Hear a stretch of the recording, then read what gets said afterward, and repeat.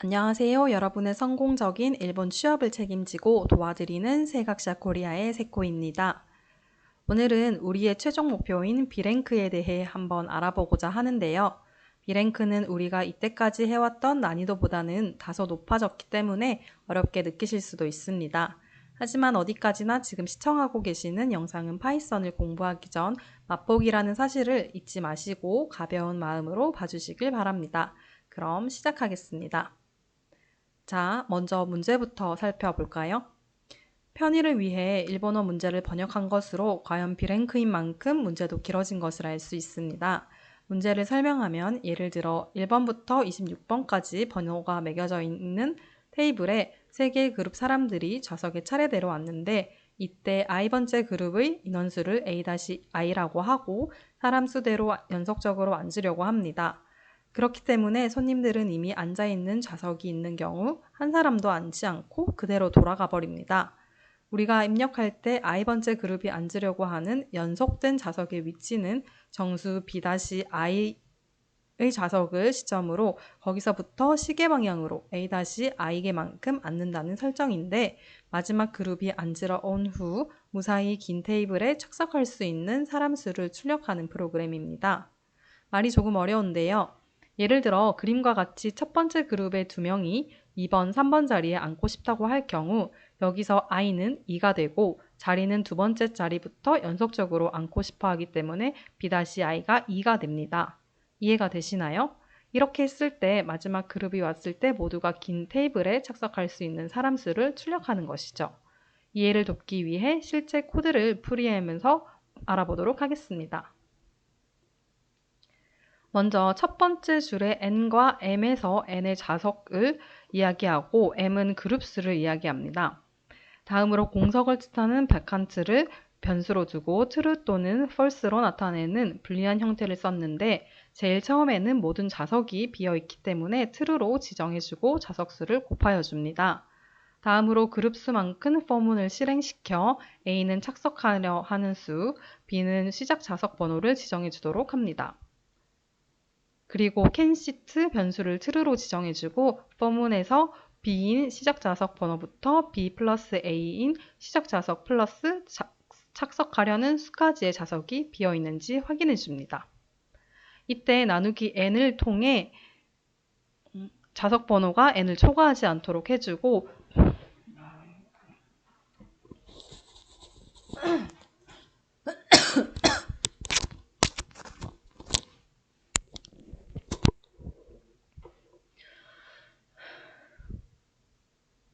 안녕하세요. 여러분의 성공적인 일본 취업을 책임지고 도와드리는 세각샤 코리아의 세코입니다. 오늘은 우리의 최종 목표인 B랭크에 대해 한번 알아보고자 하는데요. B랭크는 우리가 이때까지 해왔던 난이도보다는 다소 높아졌기 때문에 어렵게 느끼실 수도 있습니다. 하지만 어디까지나 지금 시청하고 계시는 영상은 파이썬을 공부하기 전 맛보기라는 사실을 잊지 마시고 가벼운 마음으로 봐주시길 바랍니다. 그럼 시작하겠습니다. 자, 먼저 문제부터 살펴볼까요? 편의를 위해 일본어 문제를 번역한 것으로 과연 B랭크인 만큼 문제도 길어진 것을 알 수 있습니다.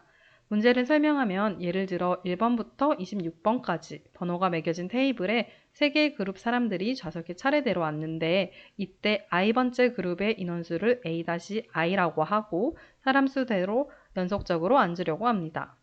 그렇기 때문에 손님들은 이미 앉아있는 좌석이 있는 경우 한 사람도 앉지 않고 그대로 돌아가 버리죠.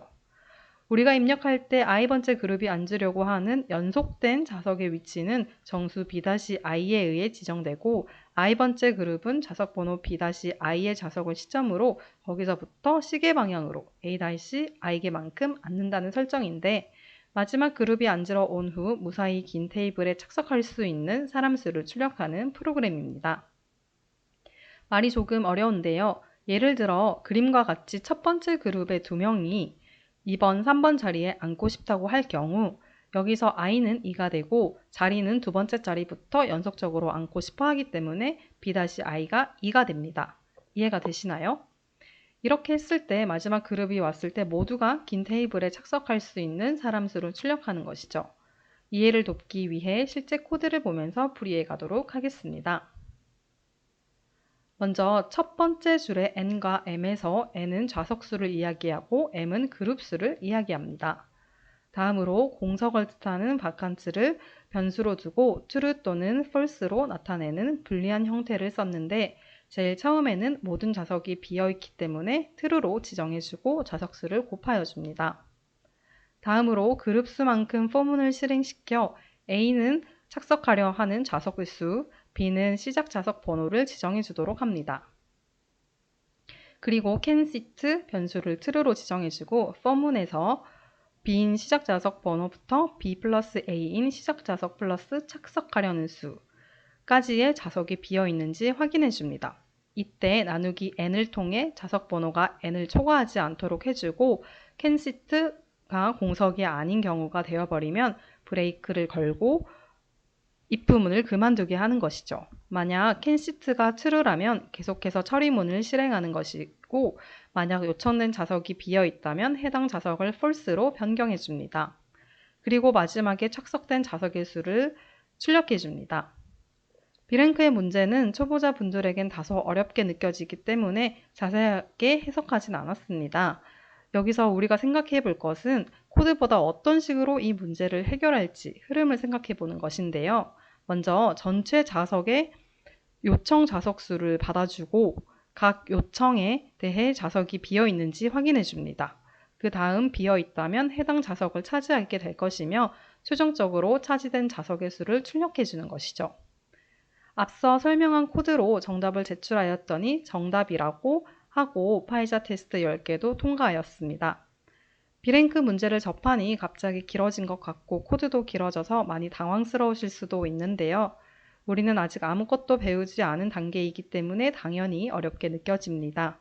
조금 더 익숙해지기 위해 한 문제 더 살펴보도록 하겠습니다.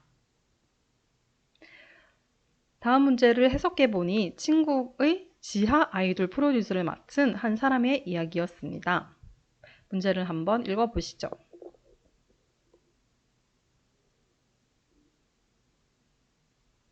다 보셨을까요? 친구의 팬클럽에는 회원이 N명이 있고 그녀의 팬클럽 회원 한정 라이브 이벤트를 진행하는데 라이브마다 일정 비용이 한 사람마다 생깁니다. 그녀의 팬클럽 회원들은 결속력이 강하고 어떤 라이브에도 전원이 참가하는데요.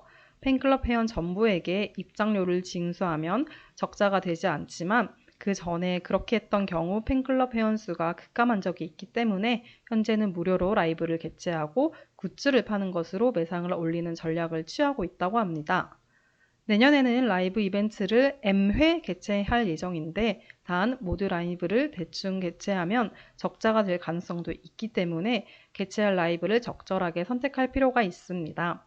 각각의 라이브마다 팬클럽 회원이 가져오는 손익 정보가 있는데 여기서 손익이란 과거의 통계 정보로부터 얻은 그 이벤트에 있어서 각 회원에 대해 예측되는 상품의 구입액으로부터 회원 1인당의 라이브 개최 비용을 뺀 것입니다.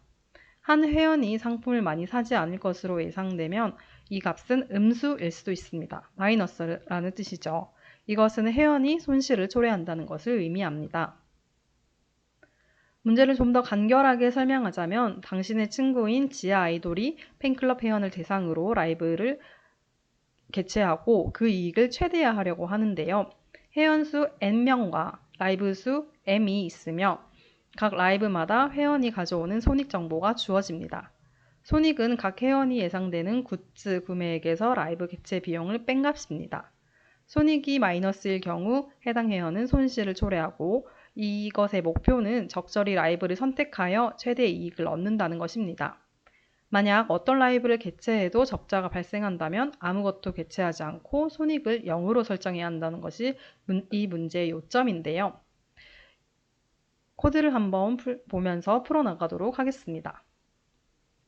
맨 처음 회원수 N과 라이브 M을 인풋으로 받고 만약 회원수가 0이면 0을 출력하고 프로그램을 그대로 종료시킵니다. 라이브 수만큼 포문을 실행시키고 2라는 변수의 라이브를 개최했을 때 생기는 손익 정보를 받습니다. 다음 sum 2를 통해 해당 라이브의 총 손익을 계산하여 SE에 저장합니다. 만약 SE가 0보다 크다면 즉 이익이 발생한다면 ANS에 SE를 추가합니다. 그 후 모든 라이브 이벤트에 대한 손익을 계산한 최종 이익을 ANS로 출력하면 우리가 원하는 값이 나올 것입니다. 이 문제의 요점은 이 코드는 팬클럽 회원수와 라이브 이벤트 수를 받고 각 라이브에 대한 손익을 계산하여 이익이 발생하는 라이브 이벤트의 총 이익을 출력합니다.